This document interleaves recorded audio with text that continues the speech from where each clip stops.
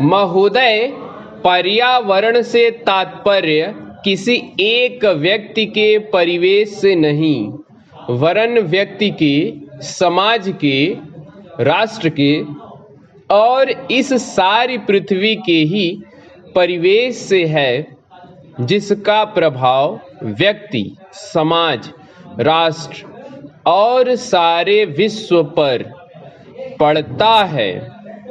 पर्यावरण से तात्पर्य पेड़ पौधों, नदी, पहाड़ या किसी तंत्र विशेष से नहीं, वरन उस समग्र वास्तविकता से है जिस पर मानव मात्र का अस्तित्व और उसका संपूर्ण आध्यात्मिक एवं भौतिक विकास निर्भर है।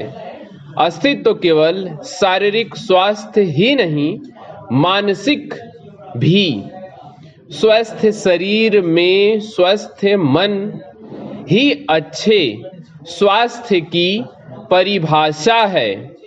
शारीरिक स्वास्थ्य हमारे आहार पर निर्भर है, जिसका स्रोत इस पृथ्वी का जल, थल, वायुमंडल है। मानसिक स्वास्थ्य भी प्रकारांतर से इन्हीं पर निर्भर है, क्योंकि जैसा खाए अन्न वैसा बने मन। स्वस्थ जीवन पर सबसे अधिक प्रभाव हमारे चिंतन का, हमारी परंपराओं का और उन सब परिस्थितियों का पड़ता है जो हमारे ऊपर आरोपित हैं या की गई हैं या की जा रही हैं।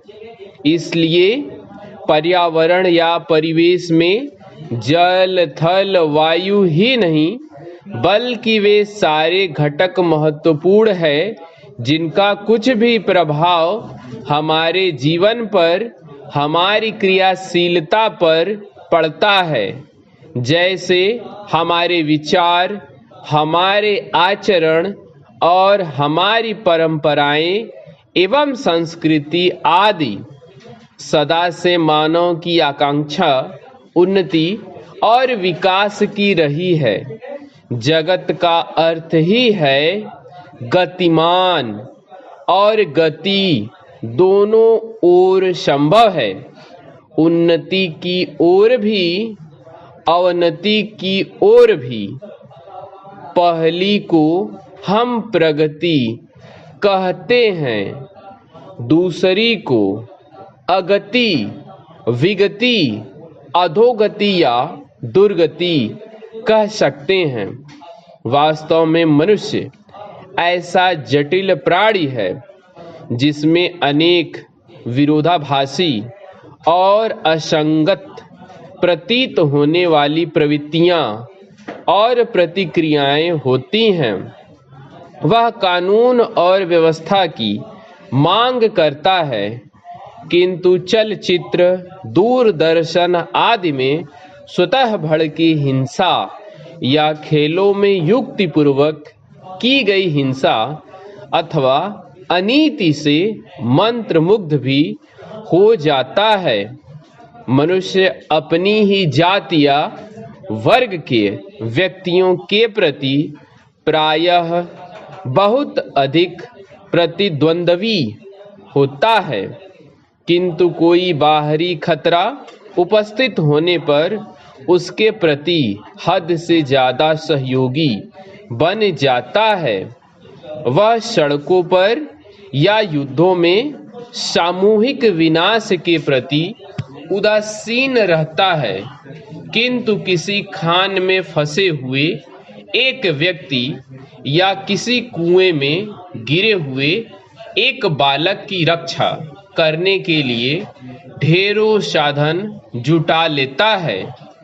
कुछ विद्वान कहते हैं कि मनुष्य बंदर की संतान हो न हो, किंतु उसमें खालिस बंदर की द्वैध प्रकृति प्रायः ही होती है।